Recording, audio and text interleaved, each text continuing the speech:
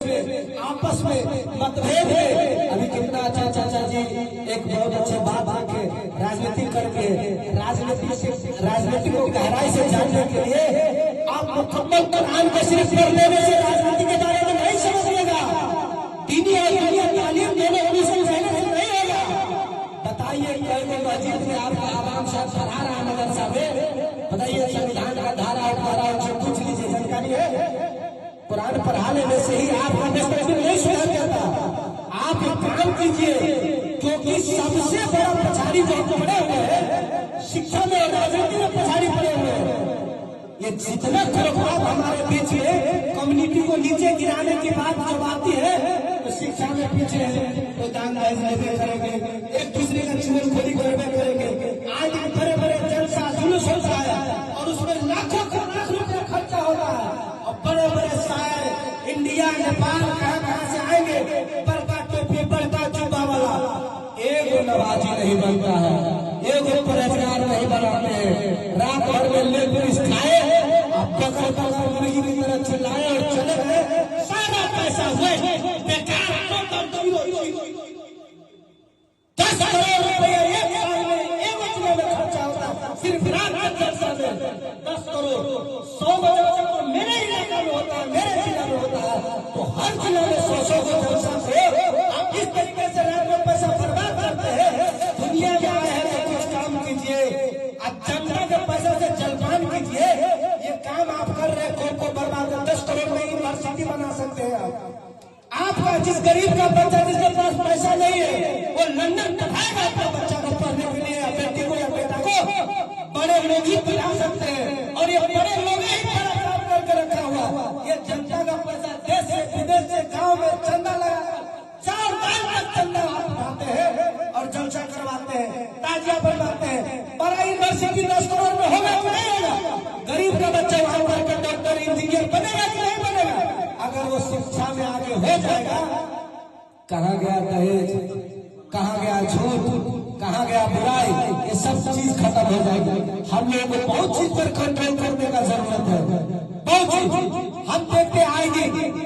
फिर मौलाना साहब जब पढ़े लिखे आदमी है और जो अली में भी नहीं जानता वो सदर सिक्योरिटी खजानती रहता है, बहुत जगह देखते हैं।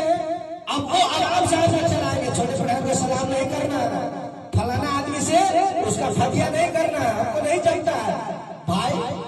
अगर अली में पढ़े हुए मोदी साहब को चलाने वाला सदर सिक्योरिटी बन जाएगा तो अली ने जो कुरान को दिल में रखा है, जो इतने सालों उस्ताद का मार खाया, 10 साल 20 साल घर से बाहर पड़ा, आपके अंदर झगड़ा नहीं लगाएगा, सिया सुनी फकीर नहीं करेगा, कवारी धुइयां नहीं करेगा, सेक्स पठान नहीं करेगा, ये तो घर चलाएगा। तो इसके लिए क्या करना है? मस्जिद मदरसा में आप अच्छा से अच्छा आवाम के लिए पैसा जुटाइए, उसको अच्छा तलब दीजिए, अच्छा दरमाहा दीजिए और उनसे अच्छा काम लीजिए। और उस आवाम का भी जरूरत है कि आप अगर अच्छे से मोहल्ले को चलाइएगा तो गैर महरम के साथ बोर्डिंग स्कूल में, मेरा चाचा का स्कूल है, सब स्कूल में देखिए 99% स्कूल उसी का है जो हमारे मुस्तकबिल के पीछे पड़ा हुआ है, जो हमारे लिए भला नहीं सोचता। तो स्कूल उनका, मास्टर उनका, शिक्षक उनका, मेरा बेटी जाएगा और पढ़ने के लिए ताल्लुकात उनके साथ बनेगी तो भागेगी किसके साथ, जाएगी किसके साथ, बर्बाद होगी किसके साथ? बड़ा गहराई बात है, मैं बड़ा दुख के साथ ये चीज कह रहा हूँ। मैं कोई न नेता हूँ न लीडर हूँ, मैं मुजाहिद आदमी हूँ, मुजाहिद आदमी हूँ। इसका पहचान मैं दे चुका हूँ। इंशाअल्लाह जिंदगी की राह में हमारे आगे हमारे सामने में इस्लाम के ऊपर कभी भी बुराई करने वाला सामने से आया तो मैं सीधे प्रेस कर निकल जाऊंगा, कोई कम नहीं निकल के आऊंगा। जिंदगी 100 साल नहीं जी रहा है, 10 दिन की जिंदगी 100 साल के बराबर जी कर जाएंगे।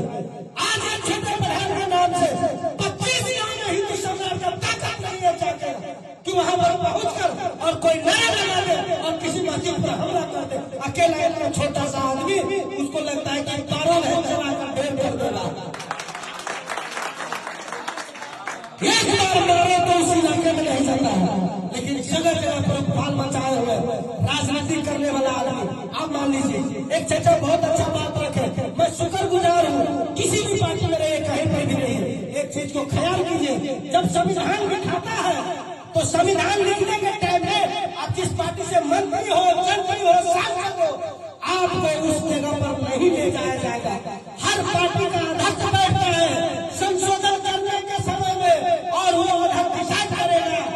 कम्युनिटी के बारे में, किसी धर्म के बारे में, किसी ग्रंथ के बारे में, किसी भी मौजूद पर लिखने समय में अध्यक्ष रहेगा, बताइए कैसे अध्यक्ष आपका नेपाल में जो है जो अध्यक्ष है किसी भी पार्टी का, जिसके पीछे आप जाइएगा, आपके धर्म के बारे में, आपके कुरान के बारे में, आपके इस्लाम के बारे में वो जानेगा, तब वो बताएगा कि संविधान में लिखो।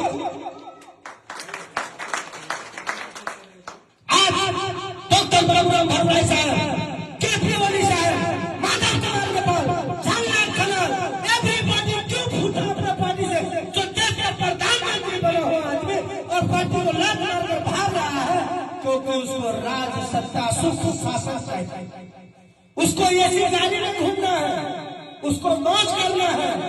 हम आप इस चीज को ख्याल कीजिए कि अगर मैं मरूंगा तो एक मुट्ठी माटी देने का अधिकार इस दुनिया में है आपको, लेकिन जो ये भी नहीं जानता है कि मुसलमानों को दफनाया क्यों जाता है और गैर मुस्लिम को जलाया क्यों जाता है, वो आपका मुस्तकबिल अपने हाथ में दे देते हैं वोट देकर।